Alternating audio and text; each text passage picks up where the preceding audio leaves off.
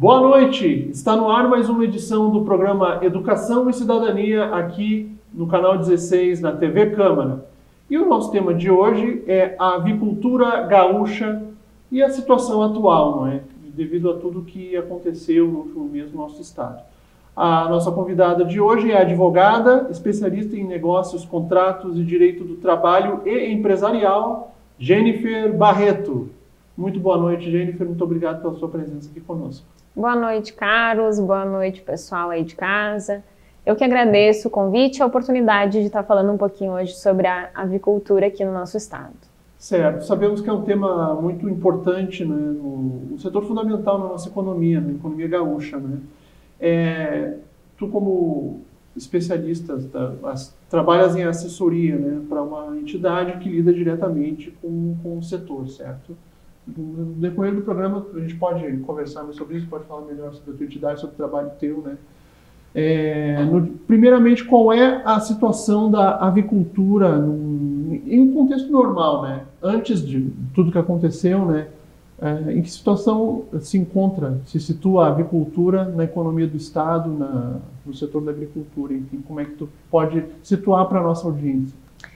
Perfeito. Então, para eu te responder de forma mais assertiva, eu vou te contar um pouquinho também sobre a atuação para produtores, né, na avicultura, porque esse projeto ele iniciou, então, porque eu sou assessora jurídica da ASACOP, que é justamente a Associação de Avicultores de Corte e Postura aqui do Rio Grande do Sul. Certo. Conta hoje com quase 500 produtores associados e é uma associação muito recente, ela não tem ainda 3 anos e já tem um reconhecimento muito grande, não só a nível estadual, como a nível federal também pelas entidades federais. Então, na verdade, essa questão da situação da avicultura no Rio Grande do Sul, ela veio para mim em razão justamente de eu desempenhar essa assessoria para a ASACOP. O que eu posso te dizer é que é uma das atividades que gera mais lucro para o estado do Rio Grande do Sul. Nós temos hoje, em média, 7.000 produtores e nós sabemos da importância justamente do produtor na cadeia alimentar, porque ele está lá do lado de dentro da porteira, mas é justamente quem acaba sofrendo todos os impactos, principalmente os ambientais e os também decorrentes ali das questões de sanidade, né? Então, antes até de entrar no assunto da avicultura após as enchentes, eu posso te dizer que o setor já estava sofrendo uma crise muito grande, né? Não só no estado, mas no Brasil, e aqui no estado são os dados que a gente pode abordar, mas o setor já estava sofrendo uma crise econômica muito grande aqui e também algumas questões decorrentes de problema de sanidade, né? Então, a avicultura hoje, ela passa por um questionamento que é justamente relativo à sustentabilidade da atividade. Ela não se mostra mais sustentável para o produtor. Então, essa é a maior crise e o papel justamente da associação, então, é tentar auxiliar esses produtores a desenvolverem seus negócios, a se tornarem cada vez mais empreendedores dos seus negócios, para que a gente encontre a solução para esse retorno da sustentabilidade da avicultura. Certo. Bom, tu já colocaste que a avicultura já passava por um momento difícil pré-enchentes, né? E pós-enchentes, assim, já se tem uma noção de que nível está esse prejuízo para o setor? Você pode colocar prejuízo ou perspectiva de prejuízo, assim, pós tudo que aconteceu no último mês de maio? Então, nós ainda estamos pela associação fazendo o levantamento de dados, né? Buscando isso diretamente com os produtores.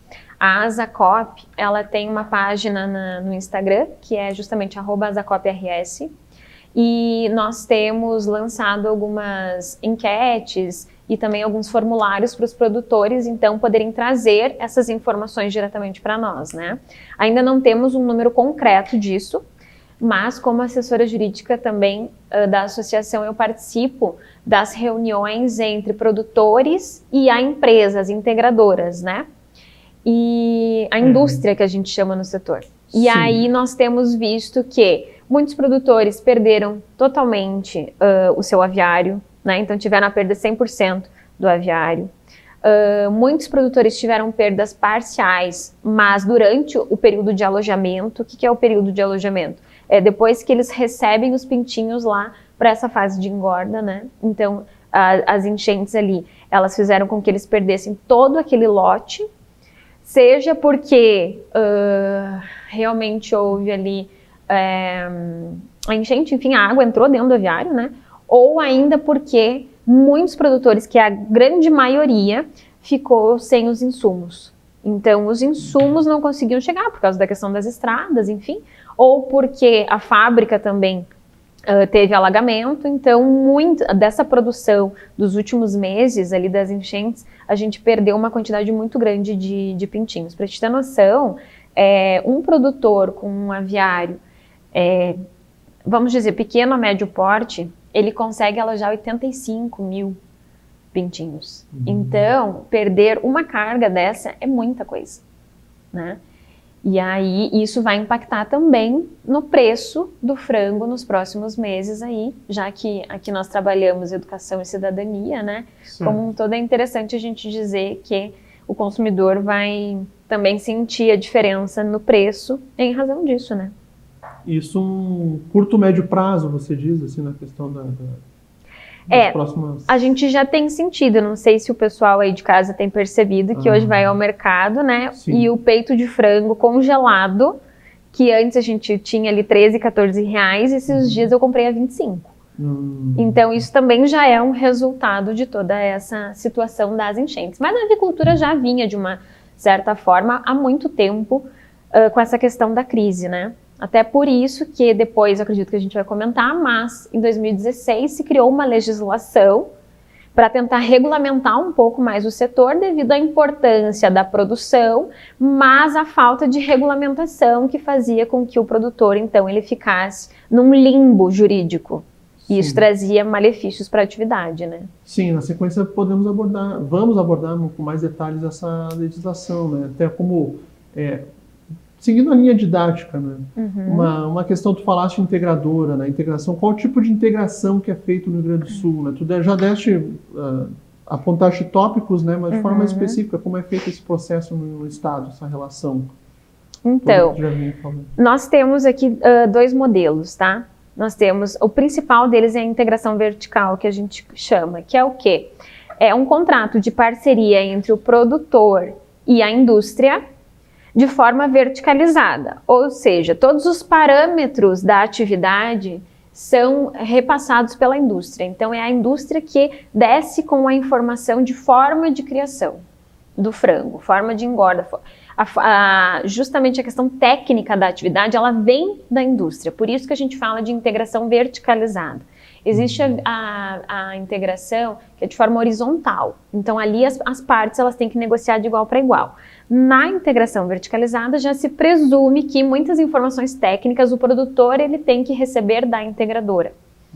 Então esse é o sistema que a gente aplica aqui, pelo menos a maior parte, né? Temos também integração horizontal, mas a verticalizada então é a principal e ela também veio regulamentada na Lei da Integração, que é a Lei 13.288 de 2016, que fala que a relação entre o produtor e a indústria não é e não será uma relação com vínculo de emprego.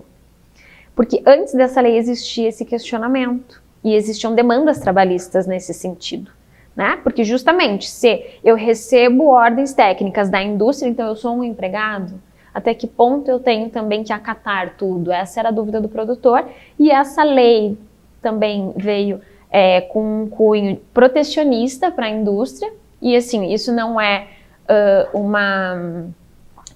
não vejo como algo ruim, mas de fato houve isso, né?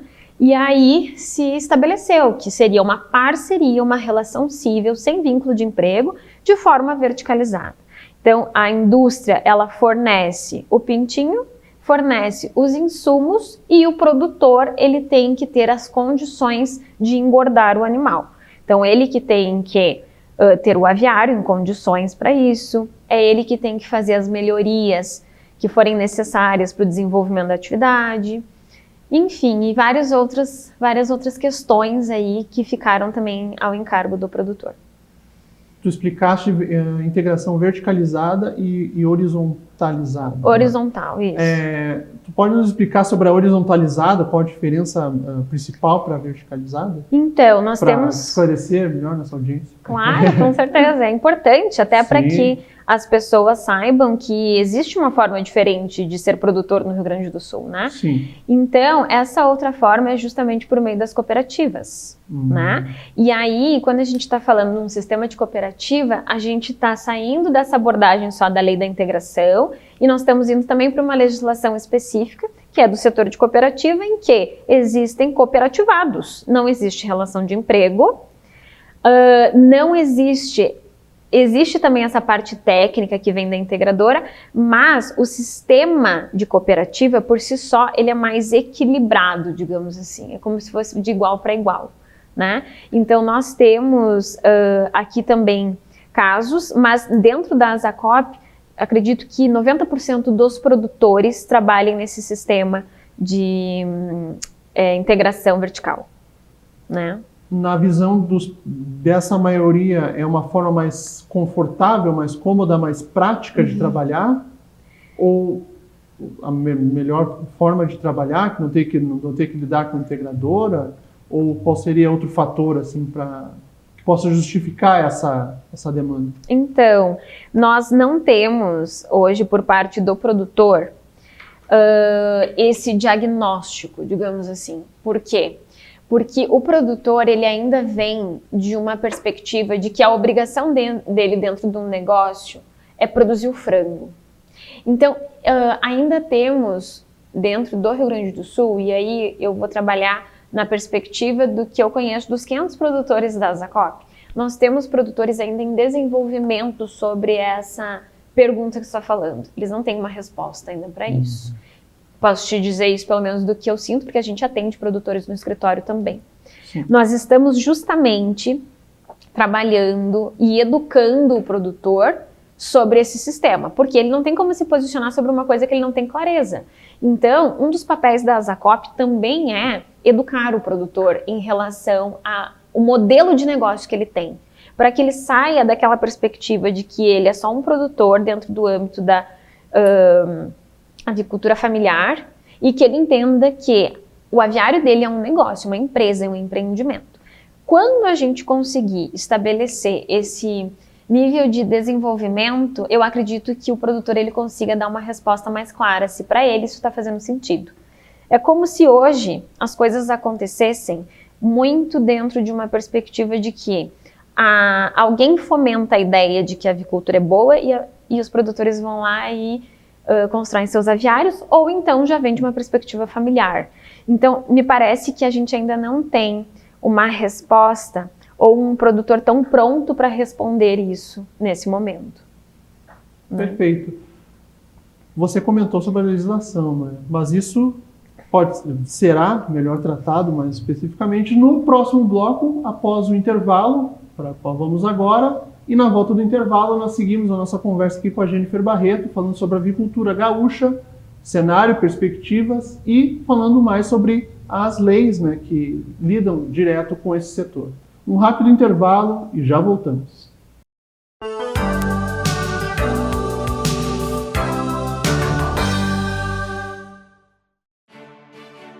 A Câmara de Vereadores é a Casa do Povo. Aqui são criados, votados e aprovados os projetos de lei que definem o rumo e o futuro do nosso município. A Câmara de Vereadores também exerce a função fiscalizadora, supervisionando as ações e decisões do Poder Executivo. Faça parte das decisões. Quando a comunidade participa, a cidade cresce. E as conquistas são de todos. Câmara de Vereadores de Passo Fundo.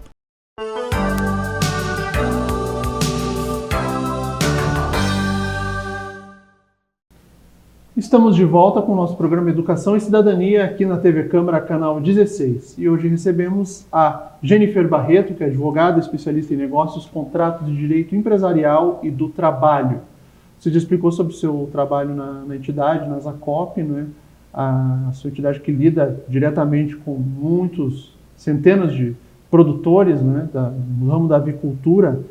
E você, como advogado, pode nos explicar melhor. Você mencionou no primeiro bloco, você pode falar mais detalhes, enfim, explicar, esmiuçar para a nossa audiência, né, sobre a Lei 13.288 de 2016. Isso, 13.288. 13.000, certo.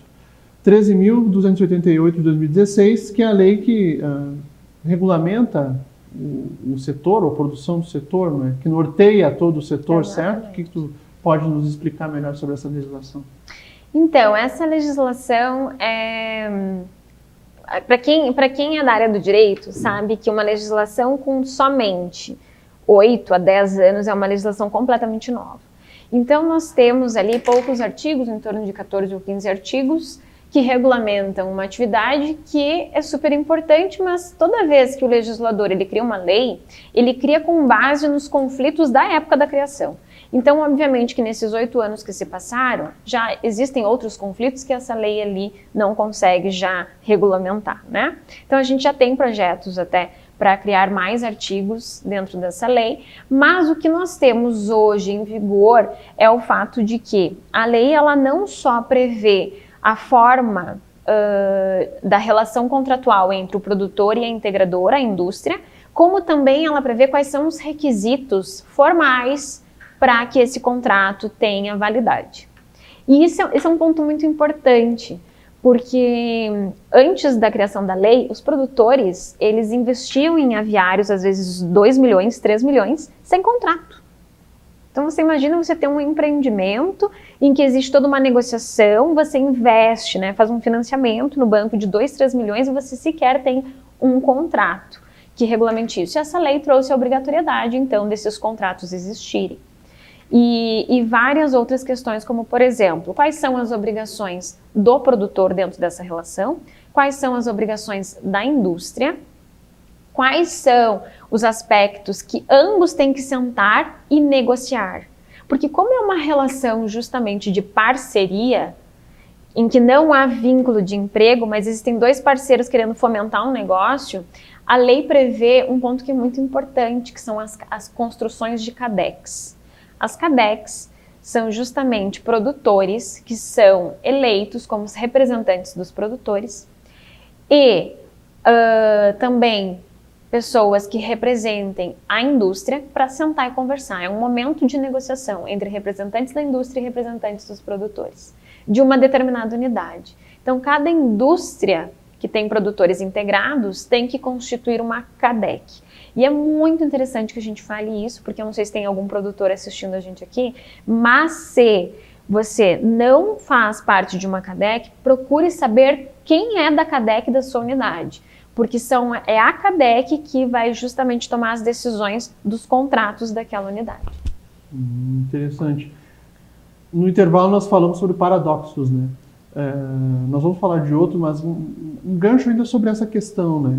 Existe um paradoxo no Brasil sobre leis e a sua aplicação correta, né? No que tu pode colocar sobre o impacto dessa lei nessa relação entre os produtores, né, e as indústrias? Ela tem sido eficaz? Assim, ela tem funcionado? Você percebe nesses últimos anos, a partir da aplicação do vigor dessa lei, da vigoração dessa lei, uma melhora nessa relação, uma melhora na atividade em si, tanto para produtores quanto para as indústrias? O que podes falar sobre isso? Estamos passando por um desafio muito grande nesse sentido, tá? De fato, toda vez que a gente fala de legislação, é muito legal a gente trabalhar sobre o tema efetividade. Então, será que a lei que é criada, está em vigor, ela é efetiva, né? E aí eu posso te dizer assim, essa em específico, a gente ainda está trabalhando muito o desenvolvimento das pessoas, porque uma lei, ela só surte os efeitos esperados se a população realmente aderir àquela ideia. Então, nós ainda estamos trabalhando justamente os produtores para que eles compreendam a importância de reivindicar a aplicação da lei. E também com a indústria para demonstrar que só vai existir sustentabilidade na avicultura se nós aplicarmos algumas prerrogativas da lei. Então, eu posso te dizer assim, essa lei agora que ela é bebezinha, agora que ela está começando a ser introduzida dentro desse setor com um pouquinho mais de efetividade, e a gente está cada vez mais levando para a indústria a importância do cumprimento desses requisitos do contrato. Porque ainda temos hoje produtores sem contrato.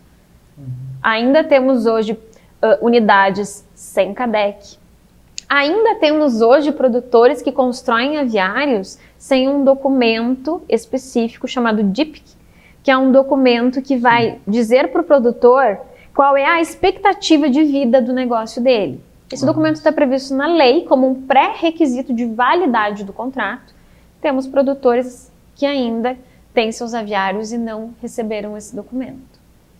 Então, a gente vai dizer assim, tem efetividade? Estamos construindo juntos essa efetividade. É todo um processo de maturação, né? Exatamente. Em virtude da lei ser ainda nova, né? Nova no meio da avicultura, né? E muitos produtores, segundo tu diz, produtores e industriários estarem se adaptando ainda, estarem entendendo ainda, estarem entendendo a sua prática, né? Sua praticidade, né?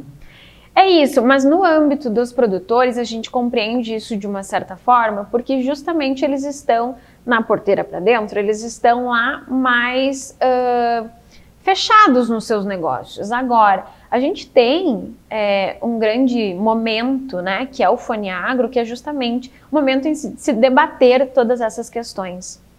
E aí nós temos grandes representantes da indústria. Então a indústria por si só, pela sua capacidade tanto econômica, né, ela não é tão hipossuficiente quanto o produtor no sentido de implementar e levar conhecimento para os seus prepostos, né, para as pessoas que trabalham na indústria, sobre a importância. Então também tem que existir um certo movimento o interesse em fazer esse movimento para que a própria indústria se conscientize disso e leve isso para os produtores também, né? Mas, enquanto a gente ainda não tem isso de uma forma bem estável, a associação tem feito um grande papel nesse sentido. E nós temos também, acho legal, porque o nome do programa é Educação e Cidadania, e também por ser professora universitária, enfim, a Júlia, que é a presidente da associação, né? Ela tem também essa perspectiva de levar educação, então nós temos alguns projetos também em parceria com as prefeituras para fomentar alguns encontros com os produtores, pelo menos uma vez ao mês, para que a gente possa explicar sobre o que é a lei da integração, quais são os documentos que eles têm que sempre postular quando estiverem fazendo esse tipo de acordo com as indústrias, como que se pode ter a sustentabilidade na atividade, entre outros temas. Certo. Em cima dessa questão paradoxo, né, uma questão que se criou, né, no caso no nosso diálogo aqui, né. Por um lado, há constatado uma crise no setor, né, um período de dificuldade. Por outro lado, percebe-se, no caso segundo uma observação sua e da entidade, né, uma construção em grande volume de aviários, não é? Como é que se pode explicar esse paradoxo, né? Se muitos aviários em construção em contraste com uma crise no setor, como é que se pode explicar isso? Excelente pergunta. A gente também busca entender e temos percebido que a crise no setor ela já vem de muito tempo. A construção de novos aviários é justamente a falta de divulgação da crise no setor. Mais do que isso, a construção de novos aviários vem justamente da não aplicação da lei em relação à demonstração de sustentabilidade da atividade. Porque a legislação, ela traz, como a avicultura ela tem um viés muito ligado à questão da do próprio alimento, né, da própria sociedade, da própria cidadania, enfim, a legislação ela se preocupou em trazer para o produtor essa informação pré-contratual. Ou seja, eu tenho interesse em ser avicultor, e aí a indústria tem que vir e te mostrar os números. A avicultura no Rio Grande do Sul está da seguinte forma: se você quiser ter seu aviário, você vai ter que investir tanto com juros de tanto, e você no final vai ter um empreendimento que vai te dar tanto de lucratividade. Todos esses números têm que ser abertos para o produtor. Então, o que a gente percebe que está acontecendo é que não está havendo justamente essa transparência sobre a situação, e isso é pela falta de entrega do DIPC, que é um documento de informação pré-contratual, em que vai trazer para o produtor todos os números sobre o negócio que ele pretende ter. E aí ele vai tomar uma decisão consciente, se ele quer ou não quer. Esse documento, ele está previsto na lei, então, né, falei, e ele traz justamente a base do contrato, e sem ele o contrato é nulo, ou seja, ele não produz efeitos. Temos produtores hoje ainda com novos aviários sem DIPC. Fica a dica então, né? Você que por acaso estiver assistindo e não tiver com o seu aviário regularizado, né? Dê um jeito então, né? Para que você possa ter um amparo técnico, jurídico mais preciso, né? Afinal de contas, uma vez que não há essa previsão, né? Esse amparo, né? Há um risco grande, né? Um risco muito grande. Com certeza, um risco muito grande para o produtor, muito grande. Eu posso fazer só um parênteses? Sim, dá tempo? Por favor. Então, assim, eu quero deixar claro que quando a gente faz essas provocações aos produtores, e de certa forma à indústria também, nós não estamos fazendo uma crítica desconstrutiva. Não existe produtor sem indústria, não existe indústria sem produtor, não existe avicultura sem indústria e produtor numa parceria. Então, o que nós estamos, com toda essa conversa e pela associação também, o que nós estamos querendo divulgar é a necessidade de estarem juntos, unidos, e que a legislação, ela foi estudada antes dela entrar em vigor, e tudo que está ali tem que ser cumprido não só porque é lei, mas porque justamente foi estudado para que a atividade tenha sustentabilidade.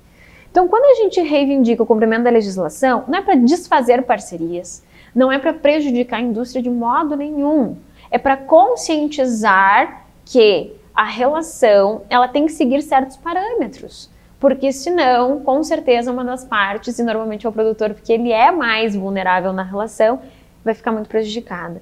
Então, assim, estamos juntos nessa relação, estamos sempre abertos pela associação a sentar, a debater com a indústria de forma construtiva, jamais desconstrutiva.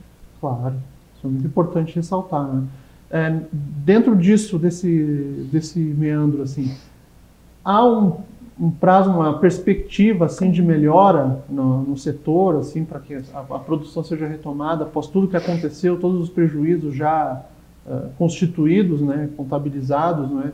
Se há qual prazo, qual perspectiva que há, curto, médio, longo prazo, enfim, para que a avicultura possa ter uma retomada, uma melhora nos resultados? Então, após os acontecimentos das enchentes, a diretoria da ASACOP, presidida pela Júlia, vice-presidente o Gilberto, eles tiveram várias iniciativas e toda a diretoria, de uma certa forma, é muito engajada nisso, né? E os próprios produtores.